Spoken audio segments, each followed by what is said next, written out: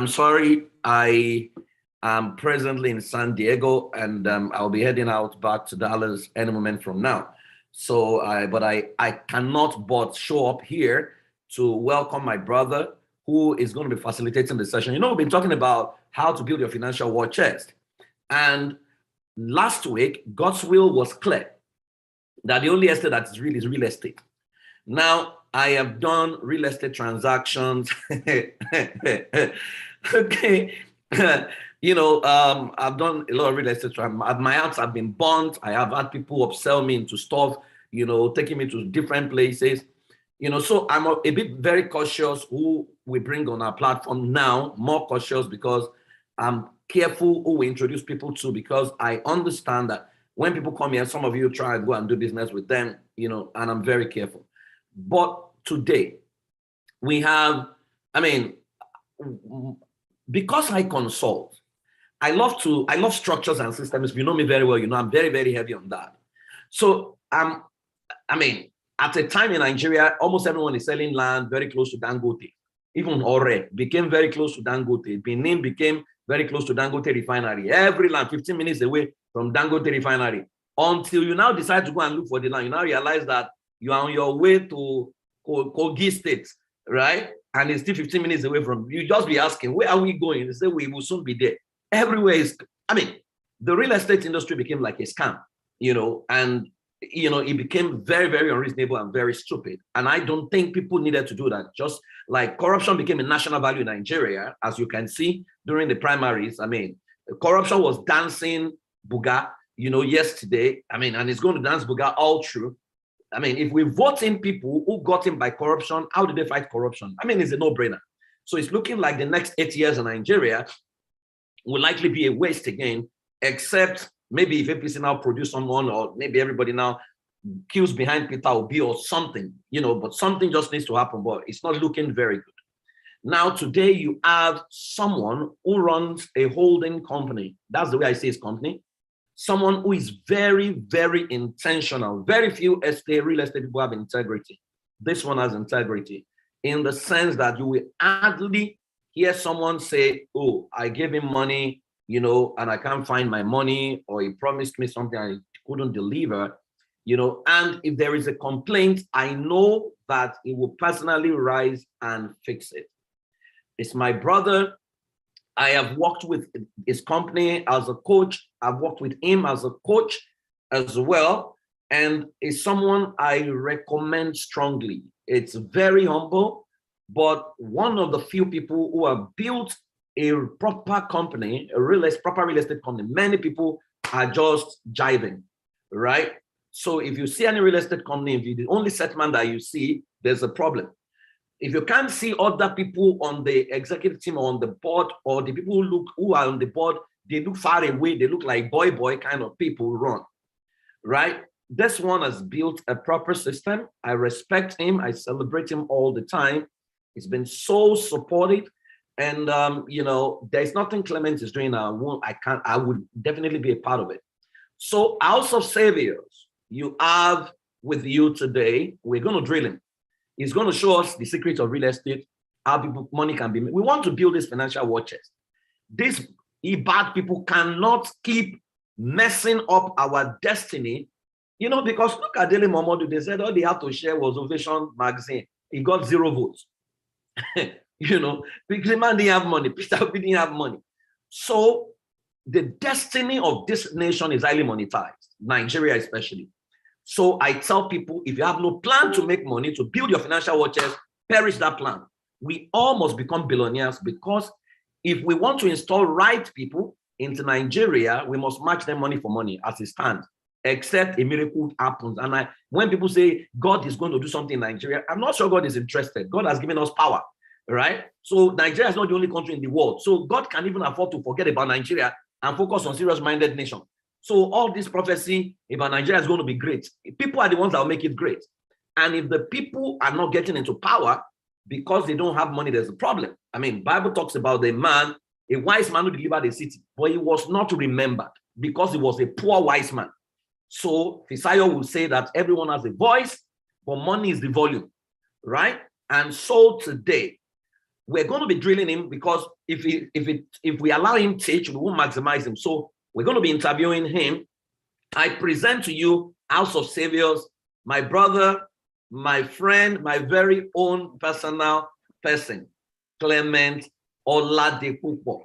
Now, I'm not going to be doing this interview by myself, at all. Isaiah Lawrence that is going to be grilling him, but I'm here because I need to personally welcome him before I head to the airport. Clement, you are welcome. Good to have you. Thank you very much. Thank you so much. Thank you. Thank you for having me here. And thank you for all your support over the years. And thank you also for your consistency. Thank you for your consistency. Thank you for all the innovations and all your pieces of advice, recommendation. I tell people that you're my personal coach. So this one that you have introduced me now as your friend, and I'm thinking to myself, Lord help me. All right. I hope I will also not disappoint the House of Savior. This one that you want to drill me, I thought I was going to be making a presentation. So, but it's fine. And let's see how far we can go.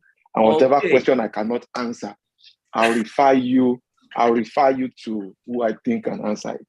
Okay, thank you. Thank you very much, Clement. House of Saviors, let's celebrate this amazing man. Let me see you in the chat box. Let's welcome him to House of Saviors. You know how we do it here. Let's welcome him. So, Ayo, Lawrence, over to you.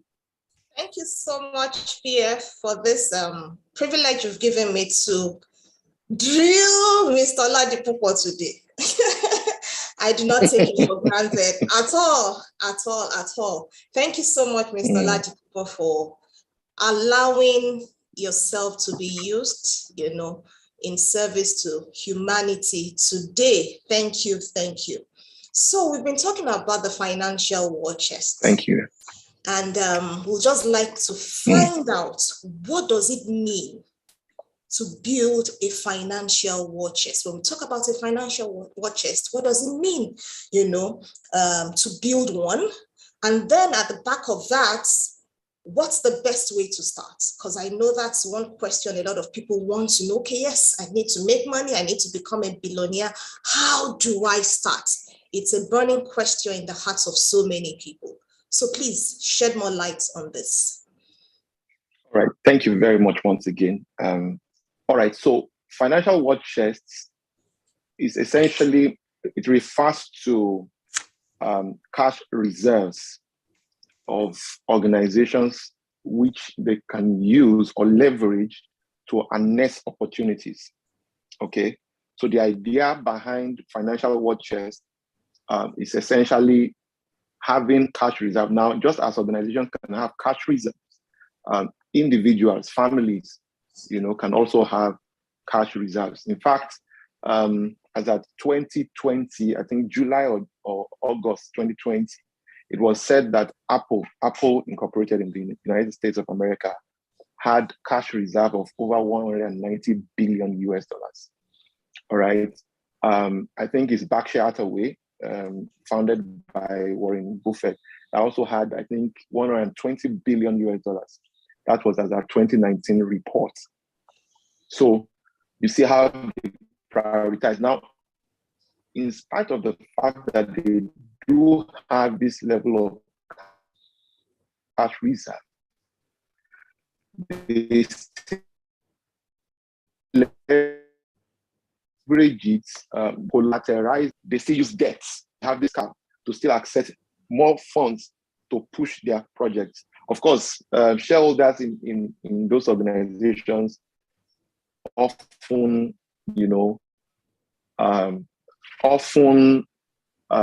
protest against having cash reserves that much and not share so much with the shareholders. And in some instances, you find out that sometimes organizations like that even go into what we call buyback. They buy back the shares of shareholders with cash reserves, and all of that. But you see, it's important to understand that if you're not necessarily in business, even if you're in business, there are safer and smarter places, to reserve your cash in order to hedge against inflation or devaluation, particularly if you operate or you live in a place like Nigeria.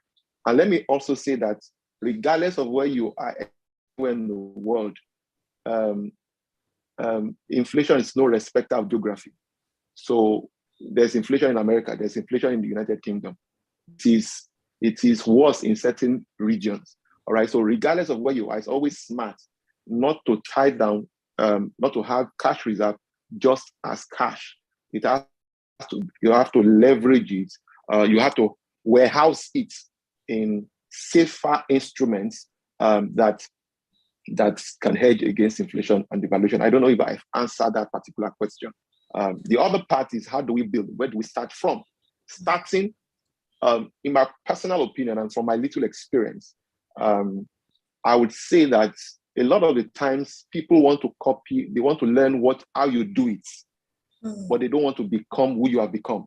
And I think the journey of wealth creation is first within, then without. All right. And it's a process. It's a process, you know. So I always like that we begin, you ultimately attract who you are. So investing in the version of yourself that you become is critical to when it comes to the to wealth creation. So this is critical. That's the first place to begin from. So you want to look at your beliefs, because a lot of us have been preconditioned to think that poverty is our faith. Some people have been preconditioned to think that wealth is for exclusive preserve of certain people, all right? Or wealth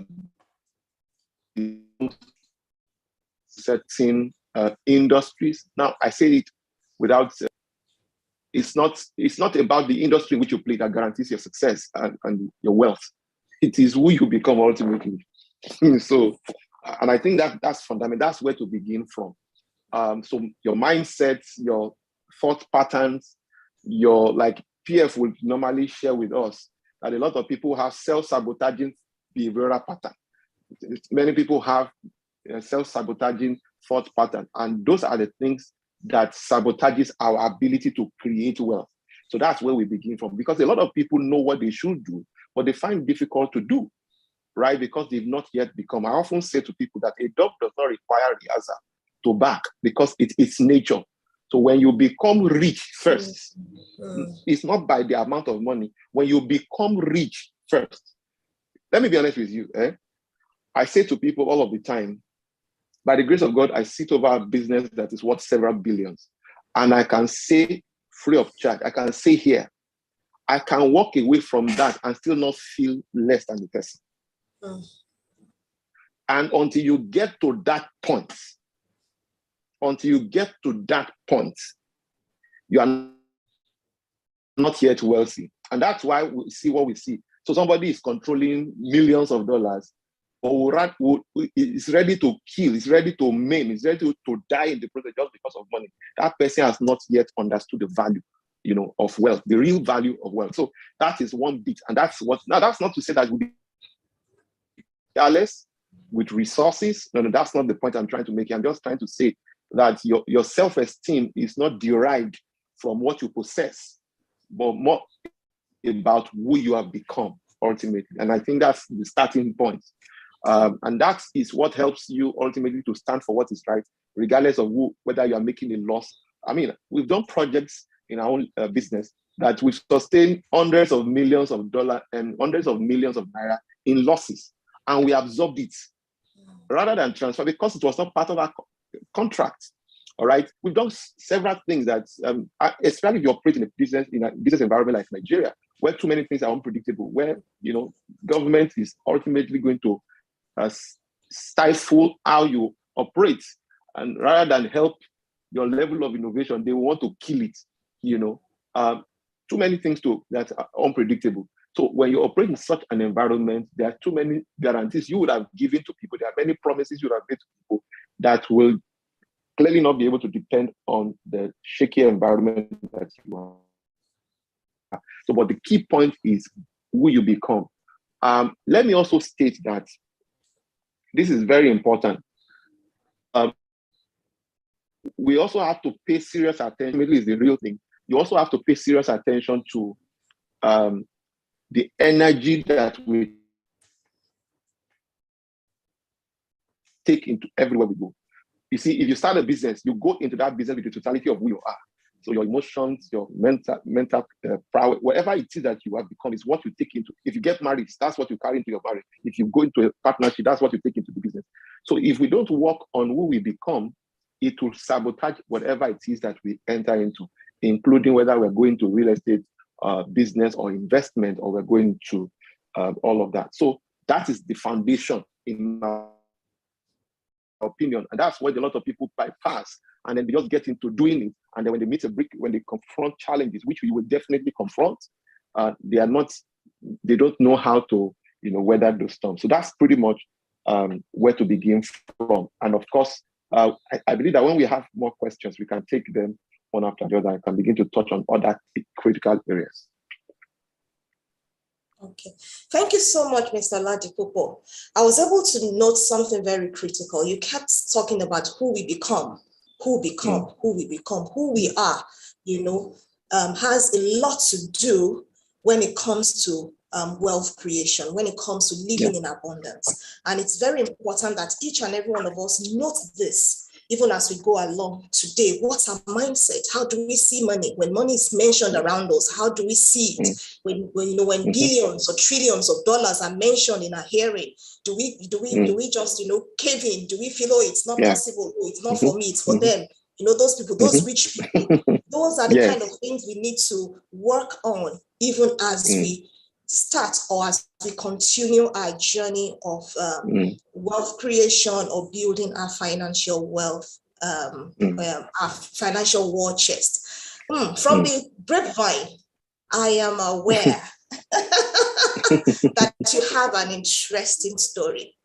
So we just want you to share a little bit, or as much as you can, in this short period. I have some other questions, but I just want you to share with us your journey, so that those of us on the call today and those that will watch afterwards can be encouraged by your story, by your life. Okay, thank you very much. I'm not sure we have the time to hear my story, but I'll just say this. Yes. So I grew up in an average family. My parents, my mother and father, were neither rich nor poor, even though I had more memories of poverty and hardship. I could count how many times I ate Christmas chicken or Christmas rice. And it tastes different, okay? Now that wasn't because my parents weren't dutiful, they weren't responsible people or hardworking. No, they just did not understand some of the things I later found, all right? My parents, I love them very deeply. I care and genuinely honor God for their lives. But they didn't produce that result. And so those days, especially when I was in primary school, there were two major reasons why I was always beaten those days. See, that I was beaten because I came late to school, or I had not paid school fees. So, and occasionally my mom would come behind the scene to come and rescue the matter and say, when my dad makes money and all of those things. That was the kind of family where I grew up. They were both hardworking. They were actually sole proprietors. I used to say they were in business, but now I know better. They weren't actually in business. They were sole proprietors, because for sole proprietor, everything revolves around them. When they go on leave, the business goes on leave. When they go on casual leave, the business goes on casual leave. When they also go, when they are sick, the business also will be sick. And God forbid, thank God that they are alive and well. But that was actually the situation at the time. And of course, but as I grew up, by the time I was even going to write my O-level exam, you would not believe it, it was a classmate that loaned me the money I used in registration. Now, there wasn't proper priority. My parents assisted a lot of people. My father in particular sponsored quite a few people abroad. So you can imagine somebody who was good to everybody but did not prioritize the children in that manner. Now, not because he really would not want to do, but the nature and the structure of his business was not designed in such a way that money can continually pass through the business. All right. So sometimes it could be once in 3 years. Now, I'm sharing this because I'm also recognizing, I'm just trying to pick out some of the lessons and why I redesigned our own business. And I worked with a lot of consultants worked with a lot of people and studied a lot as well, to build a different business model. Now, it got to that point where I said, sorry, why was it that my classmates were their school fees were paid on time before mine? Why? I mean, some of these people did not even own their business. Some of them were salary earners. How come they were consistent in paying their children's school fees without any excuse, and all of that? And that was one of the things that got stirred up my hunger for knowledge. And so I started, looking for information, which was one of the major turnaround for my life.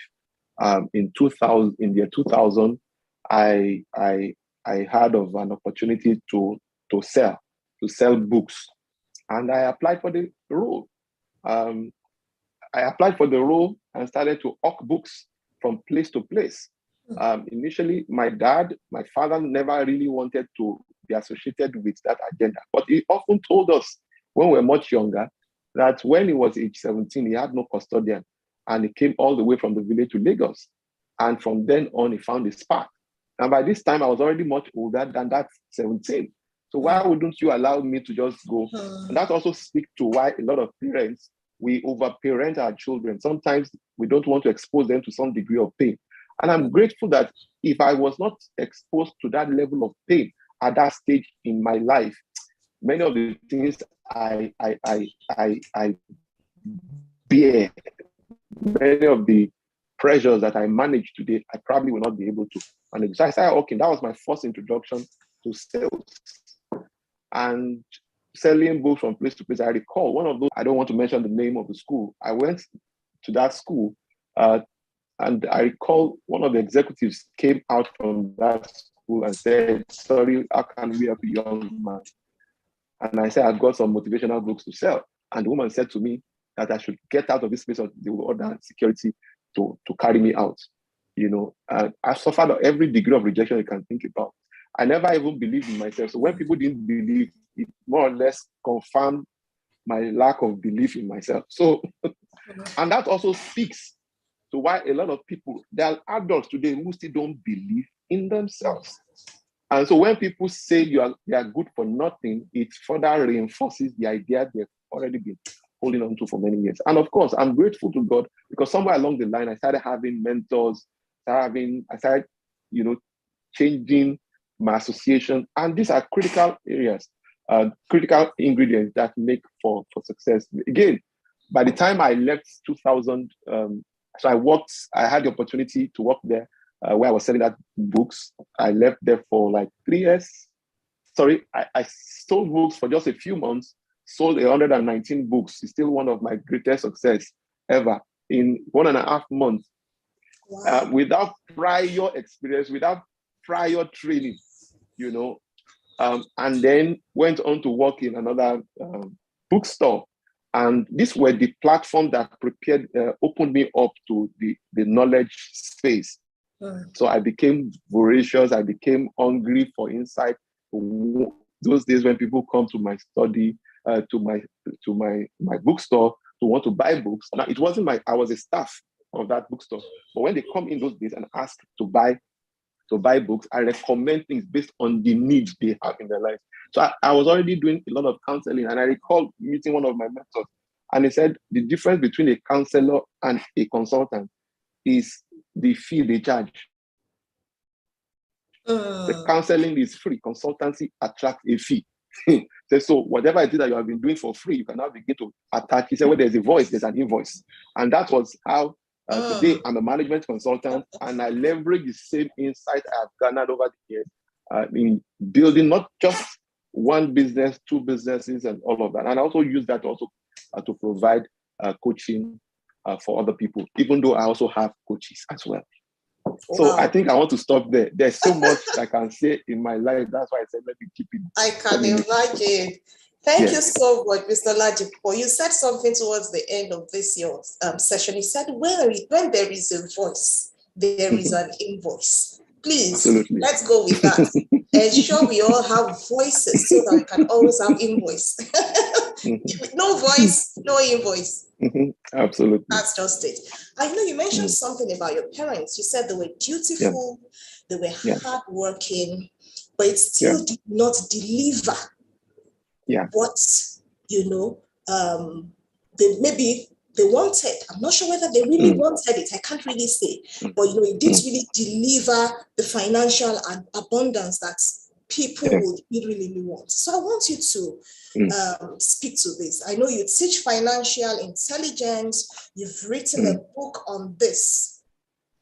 What are the most critical secrets? I put the secrets in you know, in quotes, that we must master. What are those things we must master, even on this our journey to financial abundance? I know you've talked about we starting with ourselves, getting to know ourselves, very, very important, very critical. So what are other things that each and every one of us on this call need to understand, that you can term as secret, that you can term as, oh, this is what you need to really, really know when you're talking about this financial abundance? All right, so let me pick it up from your reference to my parents. So what I believe my parents lacked were the following. Number one, financial priority. They lacked financial intelligence. And of course, it showed in the quality of financial decisions they were taking. All right. Rather than acquire assets, they were more or less acquiring liabilities. And my dad in particular helped a lot of people who were meant to be pushed to taking personal responsibility. All right. So, and so in trying to care for the large financial plan. So there are three critical ingredients that I can say when it comes to building your own financial war chest. It's important to have. Number one is financial intelligence. Financial intelligence. Financial intelligence is the understanding of the inner workings of money, to where money hides, you know, understanding how to interpret financial statements, how to use that to make financial decisions, right? It's a lot. There's a lot packed in that. Understanding vehicles of wealth creation, all right? It's financial intelligence, and financial intelligence is not acquired in the four walls of class. Financial intelligence is acquired through capacity building, personal development. That is why a person, right? So because it's not really taught in the four walls of classroom. Now, the other part, ingredient that is also critical in building your financial war chest is financial planning. Financial planning. Now, there are 5 important questions that people must ask in order to develop a financial plan. Now, I'm very passionate about seeing people create wealth. I hate seeing people poor. I believe that my calling is to damage poverty. That's my belief. That's my calling, and that is what I would live the rest of my life doing, right? So, I'm already on that. I've been on that path now for anybody who has known me for 20 years. This is one thing that has been most consistent. So whatever it is I'm doing, financial plan, there are 5 questions you must ask. Number one is, where am I?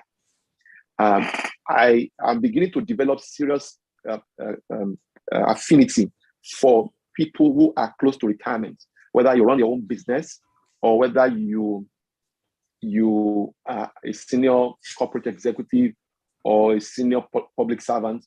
I'm beginning to have serious concern for those people, because and what is usually missing is that because you own the business and the business is not making any investment and you have no retirement plan and all of those things, if anything goes wrong with your business, you are finished. You are down to nothing. And that's usually where people begin to develop stroke.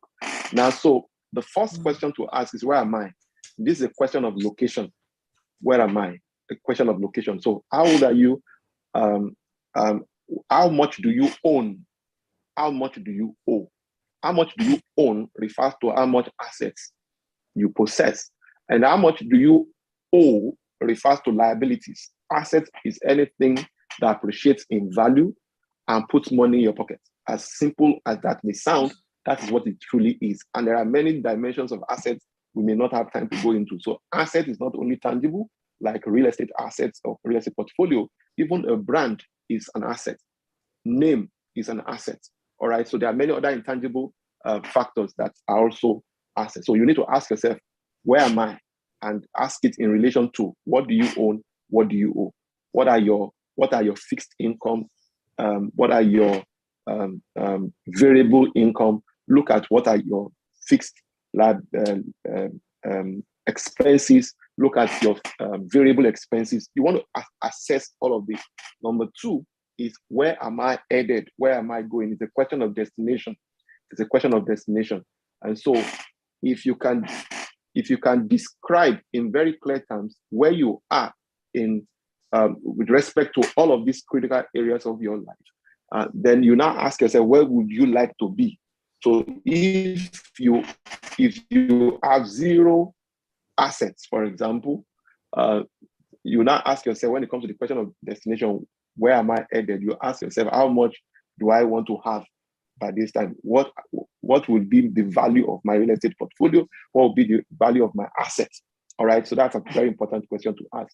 Every question you ask here, in relation to where you are now, ask it in terms of where you are headed. All right, very important. And it does not matter where you are right now. Now, I say to people all the time, the greatest form of deception is self-deception. Anybody can deceive anybody, but please don't deceive yourself. So be honest with yourself when you're analyzing all of these things. This is also one of those critical areas where I made my changes. By the time I was at 27, I was already multi-millionaire. I learned how to make money, but I didn't learn and sustain it. So that's wisdom, to retain and sustain it. So I will take your progress and measure your progress. All right. So number three is, how do I get there? How do I get there? This is a question of route. This is a question of path. So what path do I want to follow, to get there? How do I get there? And so you can decide that I want to be a corporate executive. You can decide that you want to be a consultant. You can decide, choose your career path. You may decide that you want to be an entrepreneur if you are not already one. But if you are, that's also one key path that one can follow. Number four is, what resources do I need to get there? This talks about vehicles. And this is what I want to quickly do on. Is what determines how early or late you arrive at the wealthy place. I'm going to repeat that again. Your choice of vehicle is what determines how early or late you arrive at the wealthy place.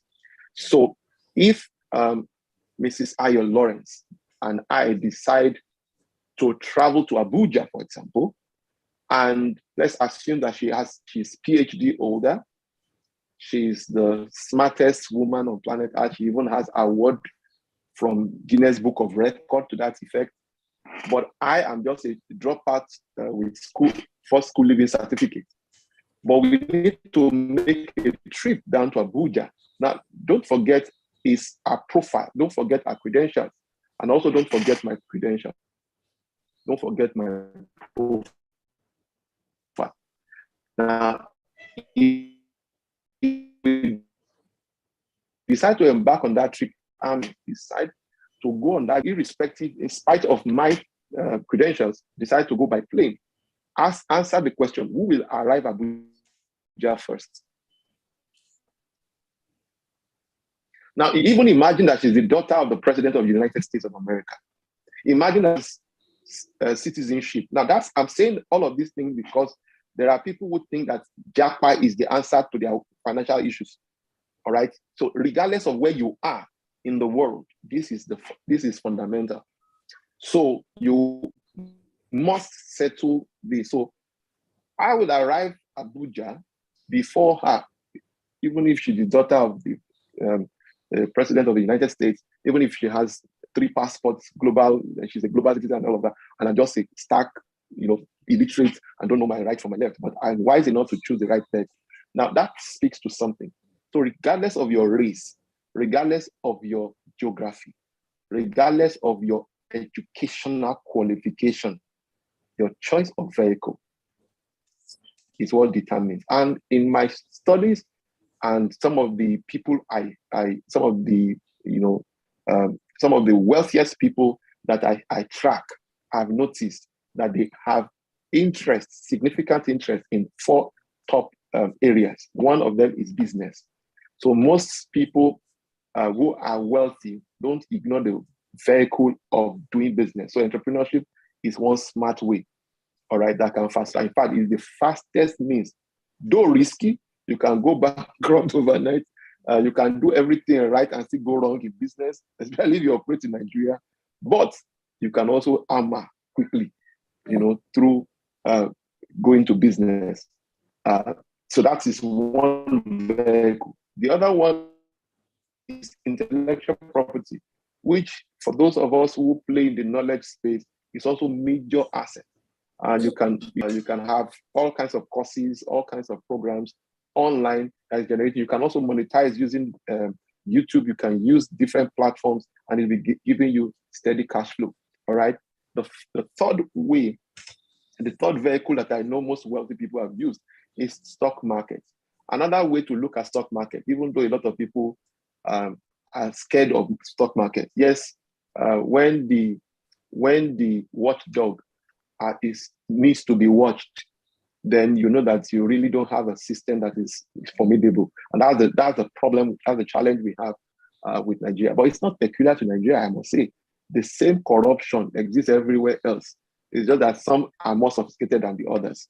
All right. But stock market is a simple way of saying buy into other people's businesses. So you may decide not to buy into companies that are listed on the floor of Nigeria Stock Exchange or New York Stock Exchange or Kenya Stock Exchange or Ghana Stock Exchange. You may decide to buy into private businesses. I know someone who only invests in startups. So if you have a laudable idea, that's what he invests in. So it does more of precedes investments. And then when the business is doing additional, raising Series A funding, Series B funding, he opts out. That may take 7 years, that may take 10 years, but that is its own formula. So it's a smart way of doing business, of going to business too. So by investing or by partnering with other people who are in business. Then the fourth way is real estate. And let me tell you honestly, I do not say this because I'm into real estate. I say this because, like PF mentioned earlier about the speaker that spoke last week, the only real investment is real estate. And I do not know. So when people say to me, because I hope we will get to that, but just in case we don't get to it, I know there are a lot of Nigerians in the diaspora who would say, oh, the value of Naira is being devalued and all of those things. But every now and again, the real estate space always adjusts, always edge you over time against inflation and devaluation, no matter the level of, but if you keep the money in the same shape and form, in money market instruments and other forms of instruments, you are not necessarily edging against inflation. So you should be scared before you have this cash. All right. So those are the key things. So you want to ask yourself, what resources am I using? That refers to vehicles. The fifth question you want to ask is, when I get there, how do I retain and sustain what I have attained? This is a question of retention. And, of all the instruments, of all the vehicles I have seen that has helped not only to create wealth, but also preserve wealth. One that I've seen to preserve wealth most sustain. If you are thinking of legacy, you're thinking of wealth preservation, think real estate. Now, I say that because it's been proven now and again. Now, so I've touched on financial intelligence, I've touched on financial planning. The third ingredient is financial discipline. Financial discipline. And this is where a lot of people fail. You see, I was thanking PF for staying consistent. It takes discipline to remain consistent. Now, let me say that no matter how much you earn, money has never been enough. It will never be. It has never been. So in life, there's always room for trade-offs. You will always need to trade off something for another. All right. And that is where financial discipline comes to play.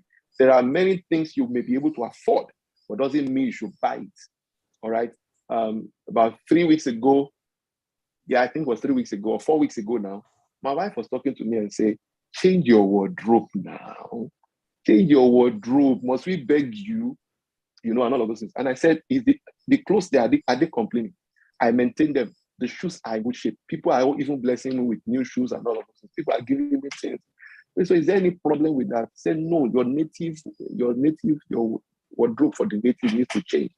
I said, forget it. That is not priority now, right? But the key thing I'm trying to say is it takes discipline to be able to afford something and not buy it. Now, what is discipline or what is financial discipline? It is the ability to do what you need to do when you need to do it, even when you don't feel like doing it. The ability to do a thing when you need to do it, even when you don't feel like doing it. All right, so that, in my opinion, is critical. Now, there are lots of people who have financial intelligence. They've read all the books. They've listened to they've read and listened to all the audiobooks. They are following all the great people in the world. They can even articulate even better than some of us do. There are people who also have moved a step further in crafting a financial plan for themselves, but they lack just one more thing. They lack the financial discipline to do what they need to do when they need to do it. And I think that is the missing link for a lot of people. So if after we have shared all of these things, you still do not commit to saving, to investing, then I can't help you. And let me quickly drop this here also, because I don't know when next I might have the opportunity to say it. And that is, when it comes to this issue of savings and investment, people say savers are losers. But I beg to disagree. Savers are not losers. It is savers. It is people who save as an investment that are losers. But people who save for investments are winners. So saving as an investment is what makes you a loser. Saving for investment makes you a winner. And it is important. One of the things I documented in my book, which I published last year, this is the book this is the book, Financial Freedom Master Guide, is that the more money you have, the more money you attract.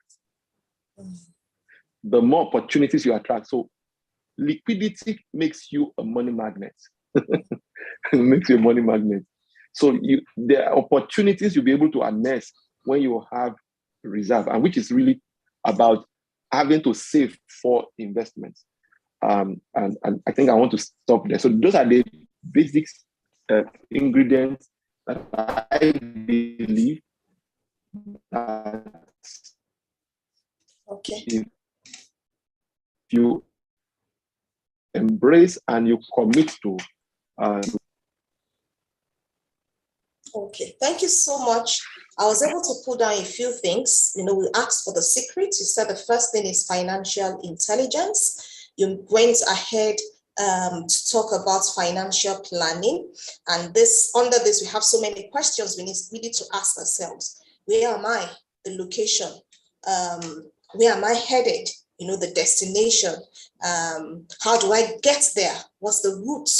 And then you went on to talk about the resources. What resources do I need? And these are the vehicles. And you mentioned something very profound. You said the choice of vehicle determines how early or late we arrive at the wealthy place. Very important. And I highlighted about 4 of them: business, being an entrepreneur, your intellectual property, dealing in the stock market and real estate, you know, and you mentioned the fact that real estate is an area one needs to really, really look at. I'll come back to that. Then you now went on to say that when I get there, how do I sustain? Which talks about retention. How do I maintain this point where I am, you know? Then now went on to talk about the fifth one, financial discipline. And I think that's really, really key, because quite a number of people, you know, like you said, they've read, they've tried to make plans, but, you know, sustaining, being disciplined is really a major challenge for quite a number of people. You said something again that if you're saving, not to invest, then that's a problem. That's where the challenge is. You actually said it in a particular way. I was unable to. Saving as an investment is what makes you a loser. Saving as an investment, but saving for investment. Fantastic. So saving what makes you a for investment makes us, you know, wealthy, but saving as an investment is a problem. And I think a lot of us, we find ourselves in that space. We save for investment. And, you know, before you know it, or rather as investment, we save as investment. And before you know it, something happens. We just go in there again, we bring it out and we spend. And before you know it, it depletes. And you come back to where one comes back to where one is at the beginning. So yes, it's very, very key that we know these things. You mentioned real estate as one of the vehicles, you know, to take us to that place of that wealthy place. And I know that is a space wherein you operate. It's a major place, you know, where you operate, the real estate sector. I would like to find out what's the best way to start real estate investment? Because from what I see, it's as if, you know, the entry point is so high, it's a bit tough, you know, to get into. So what's the best place, you know, to enter into that real estate space as an investment vehicle? All right. So thank you so much again, Madam Ayo. So now this is it. There are 4 ways by which you can play in the real estate space, particularly if you are in Nigeria. The first one is by being a developer. You can play as a developer, and the space is open. It's just that you still need some degree of mentoring, coaching, and training if you are not already an investor, which is where everybody must play if you must secure the future. What I've noticed, and as a developer myself, we are also investors, all right, in this same space. So you can't be a developer and not investing, okay? That's 2. Number 3 is to be a regulator, where you collaborate with government to regulate and bring sanity to the space or to the industry. The 4th way is by being a realtor, which in my opinion, is the cheapest way to play in the real estate space. Now, it is the cheapest way because you do not need money of your own to commence. So you just basically leverage other companies, other developments, stock or inventory for yourself. In other words, what you do as a realtor is the typical broker, real estate broker in the US or in America or in Europe will basically do, which is connecting buyer to seller, all right? And in the process, make your own professional fee, your finder's fee. And then you can therefore convert it to cash.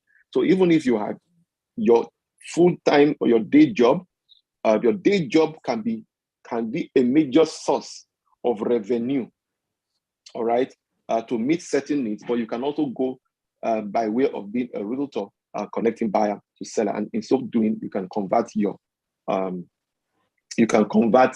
professional fees. Now, having said that, there are 7 strategies I want to just drop here. I think that was what I was going to share when I saw Pierre's post.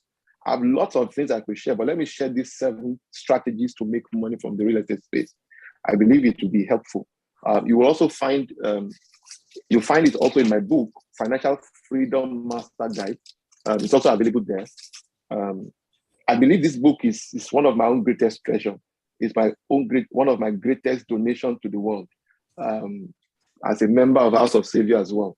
So let me mention that you will get, I may not be able to touch on the details, but let me just mention 7 strategies. I'll mention maybe 3, and you can go and pick the remaining 4.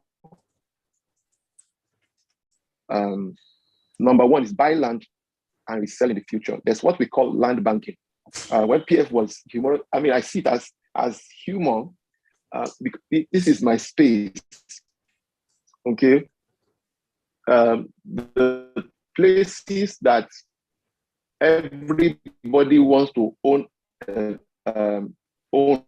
today, once regarded by certain people in the past. I recall a friend of mine, I remember his father said to me, a plot of land in Akowo for 500 naira. He said, he said, it's in this bush. He said, in this bush, and he ignored it. Now, the truth is that if you study the actress of city development, let me see if I can do justice to this particular point. If you study the actress of city development, you will notice that cities develop any place that is 30 minutes to 60 minutes from city center is a potential city. All right. And for a place like Lagos, Lagos is so strategic. When you look at the economy of Lagos in itself, 40% of the West African economy is in Lagos. 60% of the economy of Nigeria is in Lagos. Lagos has the smallest land mass in Nigeria, yet is the most populous state in Nigeria. Now, 500 people, and this is, you can verify these things, this is according to statistics. 500 people visit Lagos every 1 hour and they never return, further putting pressure and demand on housing supply.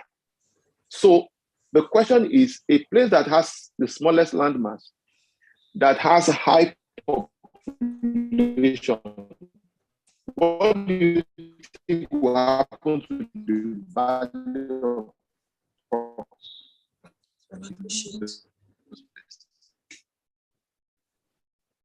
what do you think will happen to the places where you reap? It depends where you're coming from, not within your pocket size. I suggest you buy the places that are within your pocket size that will also soon become.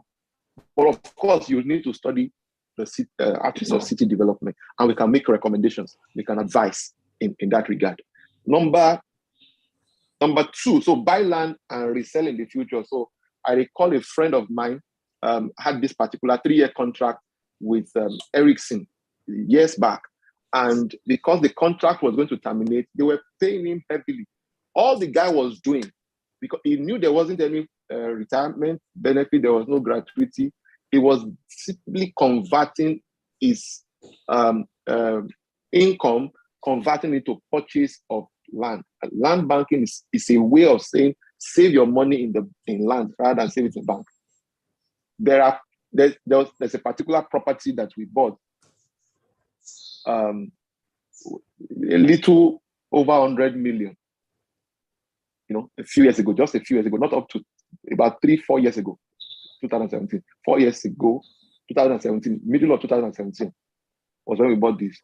As I speak to you, that property is worth over 1.2 billion. You tell me which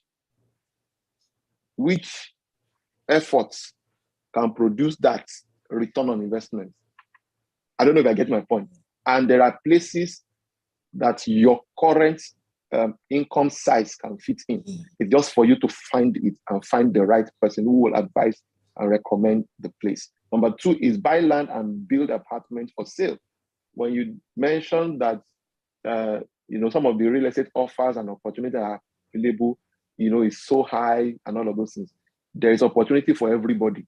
But this one is also one very smart way by which you can make money. You can buy land and build apartments for sale and or for rent. So you can buy, sell some, and let some. Buy land, build, sell some to unlock your capital, and then rent some for cash flow. And then you can repeat the same process again and again. Number 3, You can buy or lease apartments for short-let or extended stay. In America, we call it extended stay. All right. In Nigeria, in some parts of Europe, we call it short-let. And this is the new thing, especially for Nigerians in diaspora. If you are buying property in Nigeria, buying an apartment, you probably come once a year. You could probably come to Nigeria once a year or twice a year, or once in 2 years. So what happens when you are not on ground with that property? So putting it for rent is the poorest way of maximizing real estate assets.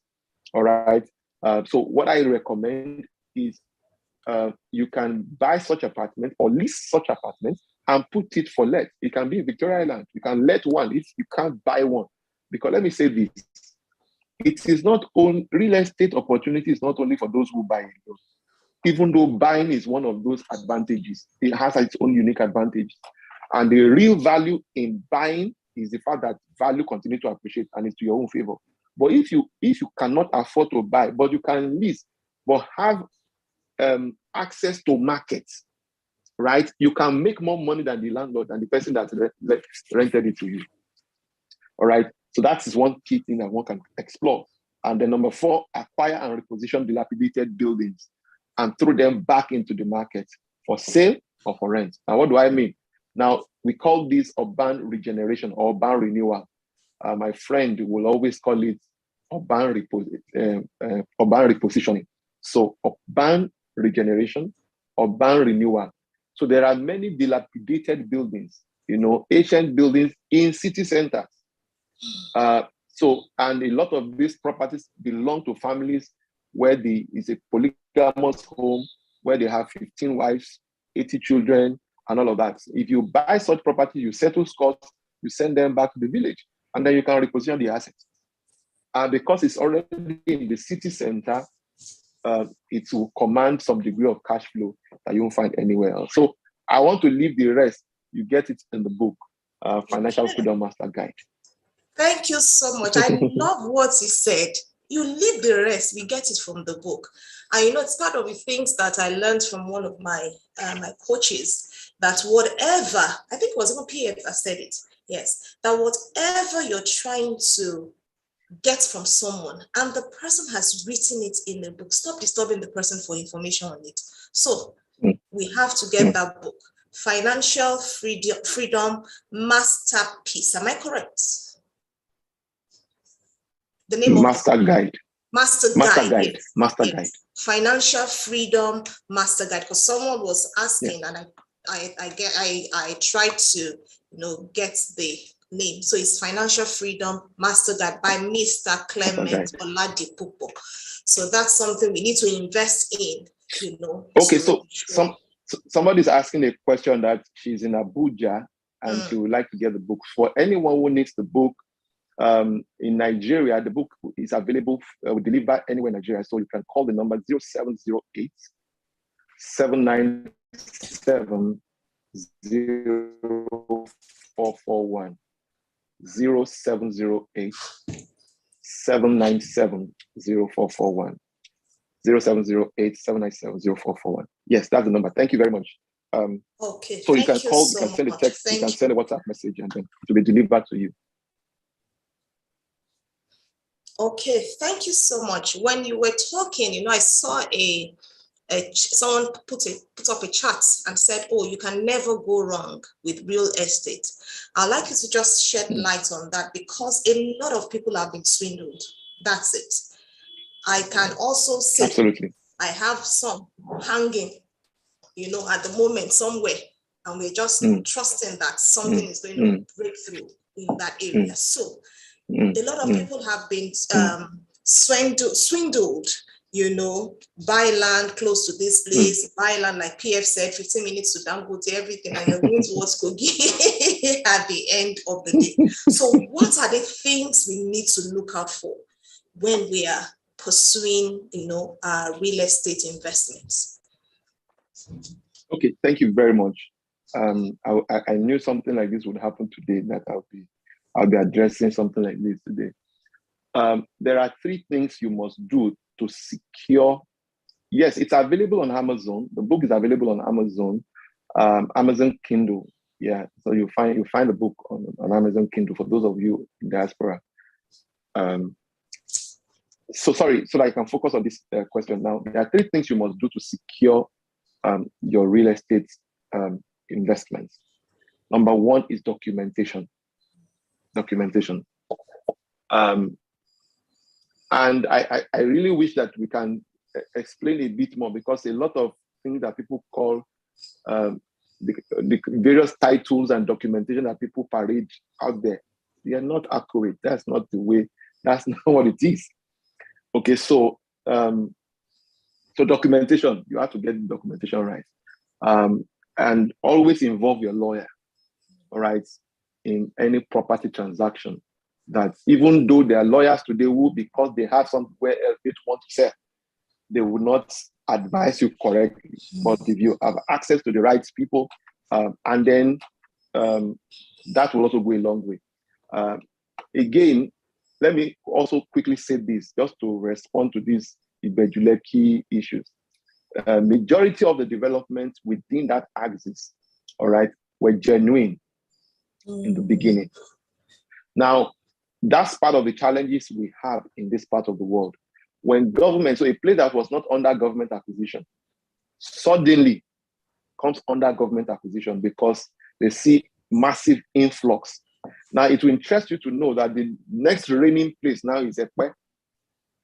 And many of those places that were not under government acquisition, that were not agricultural zone or forestry zone, have now been tagged as under government acquisition. They are now agri zones. Now, what had happened is that the government is beginning to say, okay, there's massive influx in other parts, in other developed nations, even in South Africa. When government sees that, okay, development is moving in this direction, what government does is to provide infrastructure so that to aid development in that axis. All right. But in Nigeria, they don't do that. What happens is, how can we stifle these people? How can we get them to pay more, so that we can make more? And you see, that's one of it. So you want to get your documentations right. So now it is not only landed properties that have C of O that is genuine. A property with C of O can also be contested. Yeah. I'm sure you are familiar, if you're not in Lagos, I'm sure you are familiar with what's happening in Magodo right now. Now, there was a Supreme Court judgment against people who bought a land that has C of O. So the fact that it has C of O doesn't mean that you have a genuine land. C of O is not the most authentic root title to the property. Now, this is not for understanding land titles and documentation in Nigeria, but get your documentations right. So you want to know whether that title, the property is a titled land, is in secondary market. You also want to verify, you want to get the appropriate document that transfer title or transfer interest to you. That's what I mean by documentation. Number two is possession. Possession. The worst that can happen in Magodo is for the current occupants to ratify with the original owners of the property. All right, these things do happen. My father bought some 4 plots of land in the 80s, and he was swindled out of it, and it wasn't a funny experience for him. He still recounted it very recently. All right, so you want to take possession, and by possession we mean fence your land, develop the land. Right? Even if you buy from government, it is expected that you develop within a particular time frame during which you are able to secure. If you don't possess the land, then you are running a huge risk. And I have my own fair share. Even our company has its own fair share of some of these issues. Number 3, way to secure the property or secure your real estate investment is by occupation. So however small it is, after you have gotten your documents, you have taken possession by way of fencing, you get it. The next important thing is to take occupation. Occupation, by occupation, we mean put somebody there, even if it is a gatehouse, put an abuki there, even if it's a small kiosk, let somebody be on that land. Whether you are buying within a gated community or you are buying within an LCDA, local a local community area. So you want to consider those are the three things that I would recommend that people do. But we can consult, we can advise a lot deeper. Just mention PF if you get in touch with me. Okay. Thank you so much, sir. So we see that it's important that the documentation of the space we bought is done. We also take possession, make your fence round it, let there be something to show that it is ours. Then we need to occupy the space, let something be on it. I really want to ask you, when we talk about occupation, can we say having a farmland on the place part of taking, occupying the land? You're not yet ready to build, as it were, but you just want to have farm, you want to plant this, plant that. At least let some activities be on the plot of land. Is that okay? Yes, that's a smart way. There are at least 25 things you can do with vacant lands, and farming is one of them. Is in that book, Abi? I'm not. No. I didn't put that one there. Okay. There's a different book for real estate, but this particular one of how to make money from real estate strategies is in the book. But the 25 ways to maximum 25 things you can do with vacant land is not in this book. It's not in this book. Okay. But okay. There's another. Yeah. Thank you, sir. It's a real estate book, whether you want or you want to do this. Okay, great. Okay, so there's a question on the charts from PF. He said, is it safe to place residential areas around a refinery? Not at all. I mean, absolutely not. So it's health-wise, it's not safe.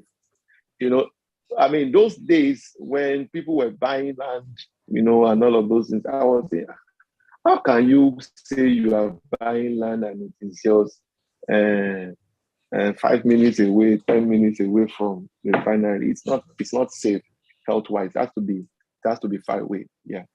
Unless you want to have a refinery there too. Okay. or maybe petrol farm. Petrol farm. Okay. Yeah. Okay. There's another question in the chat. Is it safe to buy a land that has a joint C of O?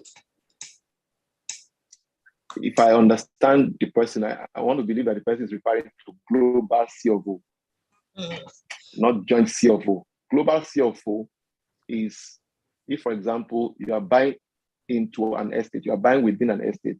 If the estate already has, if that gated community already has C of O, it is regarded as global C of O. Okay. However, the title owner the title holder of that estate can transfer interest of the small portion you bought. So if, for example, you bought 2 plots of land within that estate, the company will issue you what they call the deed of assignment. Now, the deed of assignment is prior 1978 Land Use Act. All land had what we call leasehold and had what we call freehold. So, but from 1978, all land was vested in the interest of the governor of the state. So now they brought us from freehold to leasehold. That's why the maximum term for which you can really own a parcel of land under the 1978 Land Use Act is 99 years.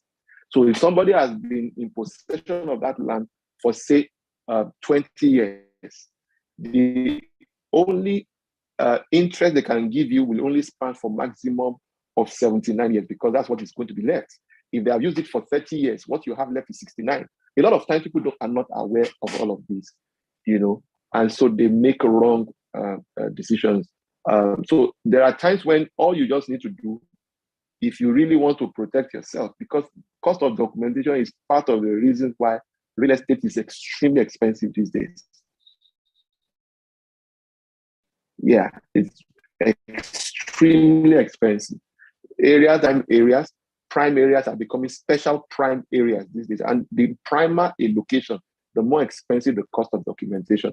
Once a place is allotted or designed for industrial development or residential, commercial development, it also impacts on the cost of documentation. So you want to really, really investigate all of these things, or get someone or an institution that knows their onions to do that for you. Yeah. Thank you so much, sir.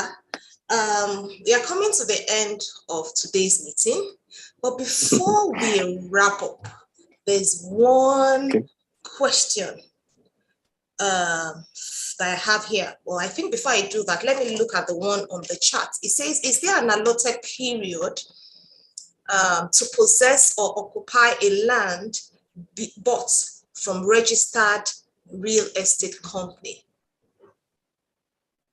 So different real estate companies have their own regulations, have their own terms and conditions. So you want to refer to the terms and conditions that you signed with your real estate company. However, in the best interest of the investor, it's always important that you take possession as quickly as possible. So some organizations will tell you you have 5 years to take possession. In fact, even governments can issue a C of O and tell you have maximum of 3 years to develop. Otherwise, they will revoke the C of O on that parcel of land. You see that play out in most locations around Lagos, all right? So if you buy within a real estate, from a real estate company, it's important you verify the terms. In our organization, in the past, we used to leave it open-ended, but we realized that we kept incurring costs for people that are not likely to even come anymore, all right? And so we have revised our own terms and conditions to say, okay, you have maximum of 2 years to actually develop the place. But there are other portions, other locations that are primer that we cannot leave for 2 years. So you have to take possession. This is the reason why a lot of so-called omonile, what we call ajagbale, some of the soil in our business, these are the rogues in our industry, and government has done everything they can. They can't tame them. This is why they can, and it is the person who starts work first that is the owner. I mean, we have faced some of these things even as a development company.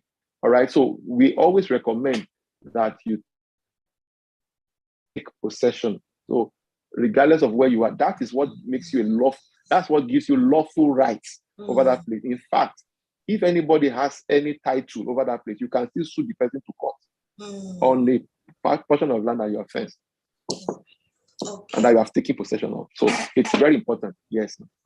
Thank you so much. I could remember there was a time we got a property. We weren't in the country for some years, and by the time we came back, we had to rebuy the property. We had to rebuy, so as to be able to take possession of the property again. So yes, what you said is quite true.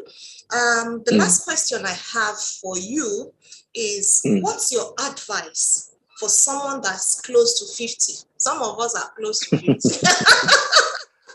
And I know some of us, are over 50. And they are just so afraid to lose money at this point in time. What can we do to start afresh? What can we do?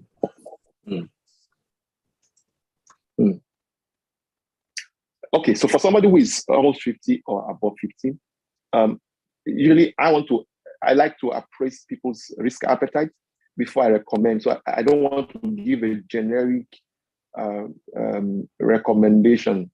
Okay, I also want to have a sense of, I need to have a sense of your source or sources of income to know what to recommend. Okay, so I don't just want to come out here and say, buy this, do this. I want to even know what's your risk profile, what's your risk tolerance, how much your risk can you tolerate. I also want to know what your investment objectives really are, because ultimately it is that why that defines your what. It is your investment objective that would determine what instrument, what vehicle we should explore. Okay, and so it's when meet a person one-on-one that I'm able to give that opportunity to. So I think I would say anybody who wants to have that engagement with me, they may go on my Instagram page at Oladipupo Clement, at Oladipupo, and then you can DM me, and then we can take up the conversation from there. But just please mention PF, because that's the only way. Let me say this here. Let me put it as a disclaimer. My schedule is crazy. I'm following PF behind him. My schedule is crazy, and so sometimes people feel like we are forming busy, but it's not so. It's that too many things demand our attention, and we need to focus on what nobody else can do. And the thing is expanding and getting weightier by the day. So I'm pleading with everyone, just in case you reach out to me, give me some time to balance. But this is those set of people that I see first that I'm going to begin to attend. I believe I have some solutions for you, no matter your age gap, no matter your income level. I believe we have solutions for you. Well, thank you so much. Thank you. I actually wanted to ask that. How can we reach out to you? How can we get in touch with you? So he's given us his Instagram handle, and he's given us the password, PF. So when you put PF, you know that it works, And we've done something like this before in House of Saviors, where we talked about mention from PF. Yes. So that when we talked about building systems, the people that showed up at that point in time are enjoying the dividend now. So the password is PF, please. Don't put anything else. It is PF. So, and this brings us to our meeting today. Thank you so much, Mr. Oladipupo, for sharing, your thoughts with us. Thank you for having me. Not holding back anything this evening. Thank you. And at this point, I want to hand over. Yes, let's give him a round of applause. The House of Saviors way. Thank you. Let the chat begin to buzz. And if you're not in a noisy place, just say thank you.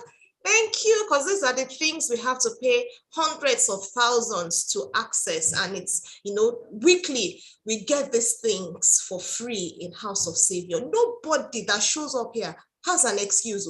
We must all be wealthy, because there is so much we need this money for, so much. We should not just be around. People must feel us. They must feel our presence. And there's no way the presence will be felt indeed if money is not speaking. We need that loudspeaker. We need that volume, in our lives. So please, let's just appreciate Mr. Clement Oladipupo again as I hand over to Njideka to wrap up today's meeting for us. Thank you so much, sir. Thank you.